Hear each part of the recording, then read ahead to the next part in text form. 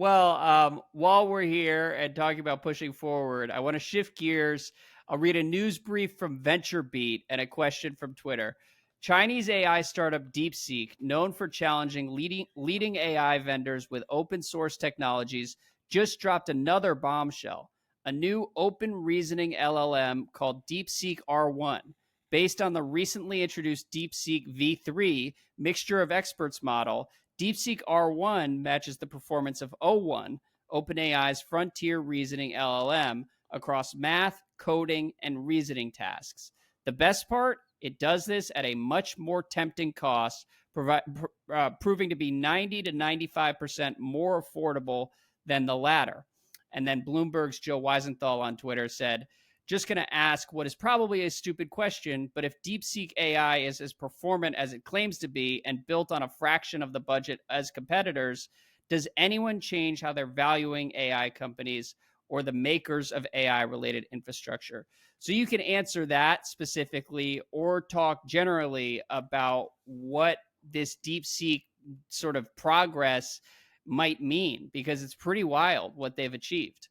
Yeah, well, I mean, I think this, again, to go back to the Sinadel quote, models are becoming commodities. This is validation, sort of that point. Right. And their approach, like it seems to be this very crack team. They were like this quant hedge fund, and they real. It's sort of it's an interesting point where China really cracked down on this, and they sort of like looked at other areas of business where they can have these really smart people applied. It does raise a question of how much mental horsepower are we wasting on executing trades 0.1 seconds faster than they might otherwise. But yeah, should we crack down on the quants in this country too? Is that what you're saying? Maybe. They've been doing good work for a while. V2 was very impressive in that it showed they have this massive mixture of experts. This idea you have different parts of the model that activate at different times.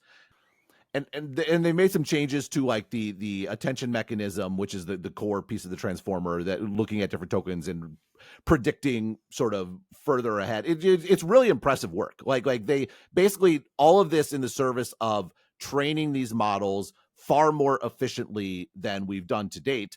And there's a clear forcing function here, is which they have a hard time getting chips. Like they have chips. Again, there's been a lot of chips smuggled into China, but they don't have $100 billion worth of chips, right? And it's a very interesting sort of broader takeaway about how constraints do breed innovation.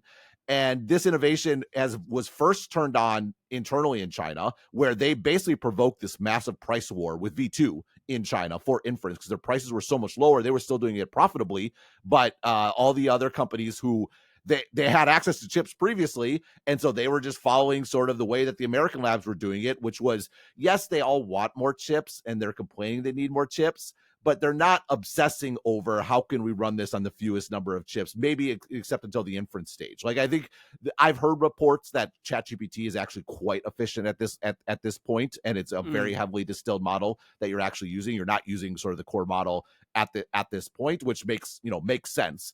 That was a huge thing post ChatGPT. They were getting absolutely destroyed in cost. They didn't expect all this usage. And so that's where a lot of the innovation in distillation and making these more performant sort of inference models came from, out of desperation.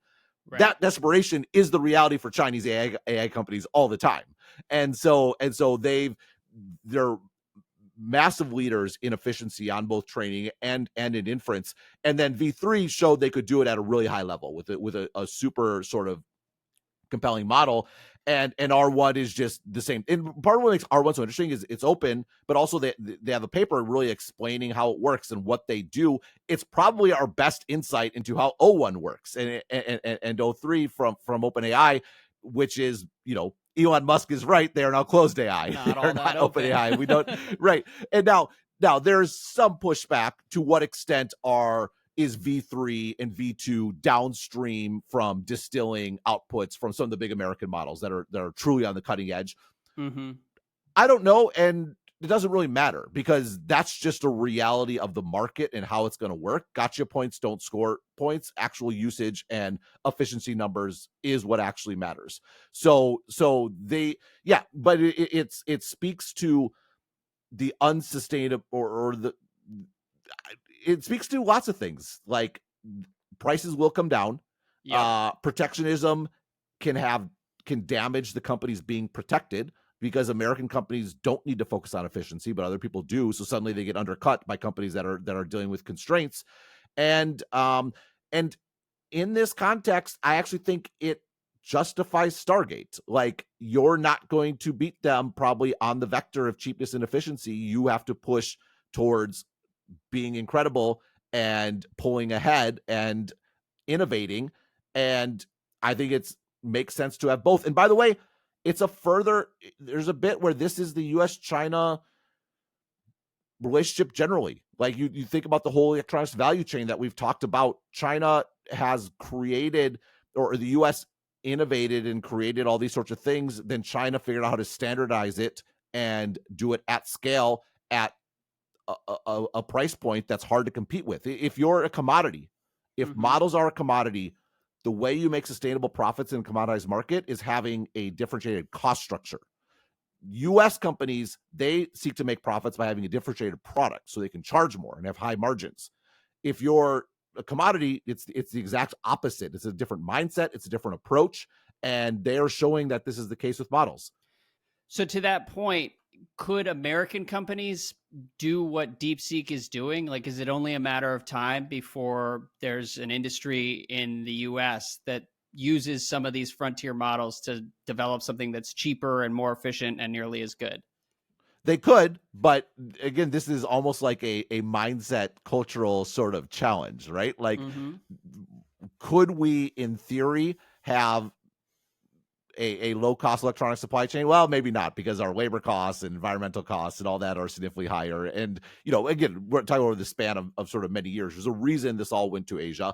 This is running in data centers compute. So you don't necessarily have those ongoing marginal costs. You do in terms of construction, like building these data centers, right? And especially if they, China does not have issues, or is going to have far fewer long-term issues in terms of acquiring power and building out data centers. Like this, and this is one of the other issues with that most recent chip ban, which basically heavily biases it to lots of this stuff has to be built in America.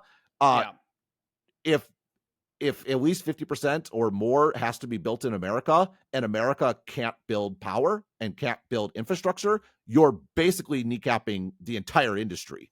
China doesn't have those issues. So I think absent the controls and all the sort of things that are arising and that we've talked about, it probably makes sense that China would dominate the sort of inference market because they can build. And we can't. Yeah, but I mean, there's such massive barriers to entry in the model space that one would think one way or another somehow those will but that's the point. down. There doesn't appear to be that many barriers to entry. There's a gazillion models, and particularly, this is the question: is there a barrier to entry for the very leading edge? Does someone have to do that very leading edge and then bear the cost of helping train all the other models? That might be the case, but what we're seeing is there isn't much barrier to entry to making a model.